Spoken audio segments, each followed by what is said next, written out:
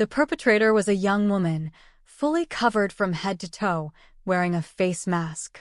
She had been following Tuhahoa closely, step by step, gradually closing the distance. When she was right behind him, she suddenly pulled a fruit knife from her coat pocket.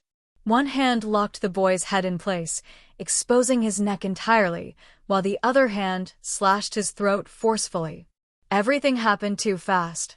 Tuhahoa didn't even have time to react.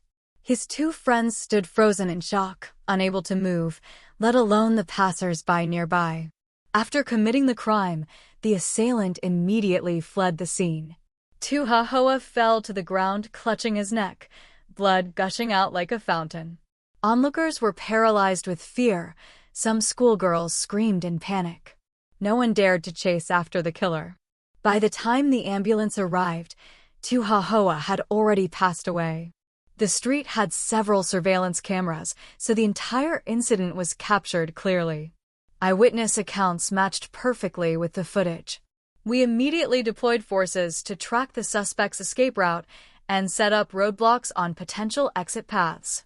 Although the camera didn't capture the perpetrator's face, we were almost certain it was Deep Ton Na. There was no doubt left. Tuhahoa was one of the people who had abused Luanin years ago. Captain Zhang nearly grabbed his own head in regret, his voice choking. We warned that family years ago. We didn't expect them to be so careless, or the killer to be this ruthless. We immediately checked the remaining individuals involved in that past incident. Some families had moved to other provinces, but one still lived in our district. The child's name was Deep Nong Ha, 12 years old, a sixth grader. I reported to Captain Lao too, and was ordered to immediately contact Deep Nong Ha's parents and assign plainclothes officers to watch his house, in case the killer struck again. Given her level of recklessness, we could not afford to ignore any possibility. Maybe she underestimated the capability of the police. From the moment we launched the manhunt, it only took 3 hours.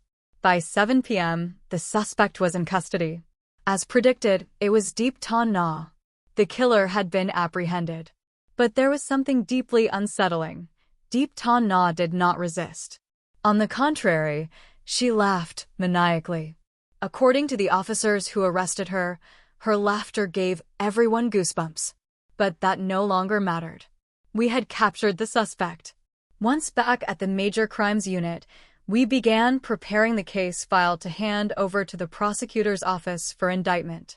Because the case involved 2 separate murders, Captain Lao Tu ordered me and Tru Tuan to work with Captain Zhang and Officer Lu to interrogate Deep Ton Na. However, something felt off. In the murder of Tuhahoa, the method was savage and extreme, but it bore a striking resemblance to the massacre at the Lu Du Dike residence. Of course, if Deep Ton Na was responsible for that massacre, it would all make sense. Lu Du Dike's parents must have recognized her, so to make their son open the door without suspicion, drug him, and then slaughter the family, she must have planned everything meticulously.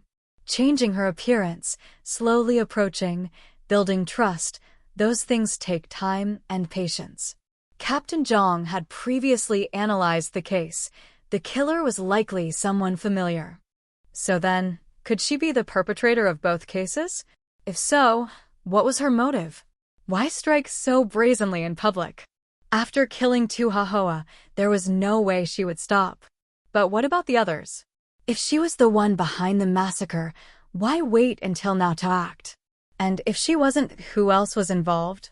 This wasn't over. Interrogating Deep Ton Na would give us answers. We were fully prepared, but what came next was completely beyond our expectations. Because the truth wasn't closing, it was only just beginning to unravel, spiraling into madness. The interrogation room was small. 4 of us sat cramped inside. But all eyes were on Deep Ton Na. Her mental state was clearly not normal.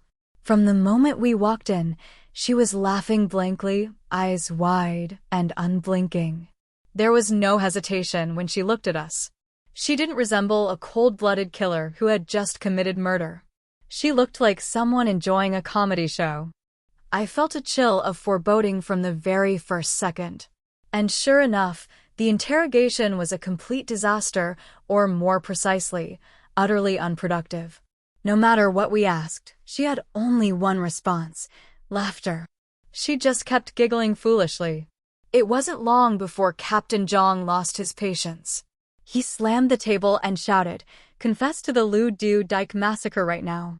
We already had enough evidence to convict her for killing 2 Hahoa. Whether she confessed or not, she would face trial.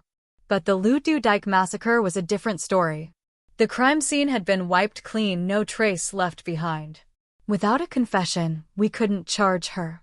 We needed her to admit it. I understood why Captain Zhang was so furious. But no matter how much he yelled, Deep Tan Na just kept laughing. At this point, I started to feel something was terribly wrong. Was she truly insane? As soon as that thought entered my mind, I froze. Could she be faking madness to escape punishment?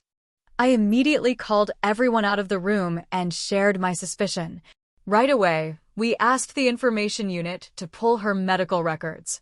Given her natural behavior during questioning, I suspected she had planned everything in advance, just like the Lu Du Dike massacre.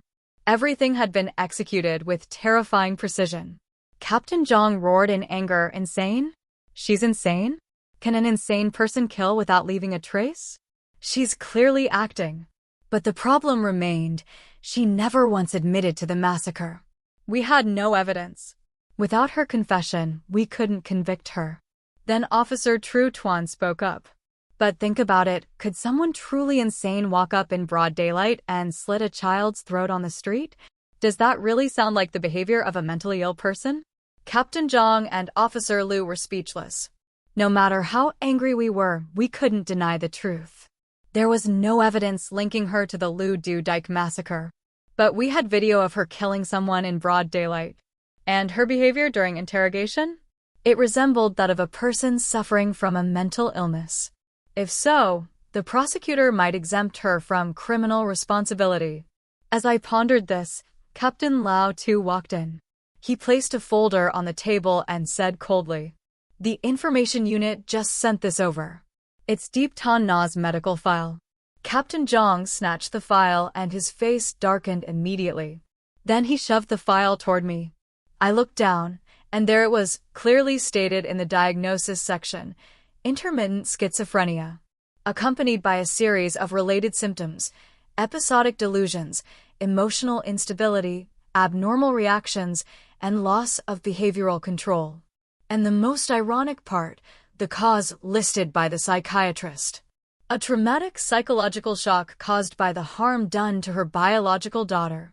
The trauma named Luanin like a knife to the heart. And now she had simply pulled that knife out and stabbed it back into her enemies. No matter how violently she killed, the law might not be able to punish her. Given Deep Tan Na's condition, standard procedure dictated one thing: she had to undergo a psychiatric evaluation to determine her criminal responsibility, as stipulated in Article 18 of the Penal Code. If a person with a mental illness is completely incapable of understanding or controlling their behavior at the time of the crime, they are exempt from criminal liability, but this must be confirmed through forensic psychiatric evaluation. If the person retains partial capacity for awareness or self-control, they may still bear criminal responsibility, but their sentence may be reduced. If the evaluation confirms Deep Tan Na lacked criminal responsibility, she would be sent to a psychiatric hospital for compulsory treatment and face no punishment whatsoever. Worse still, she already had an existing mental health certificate, making that outcome all the more likely.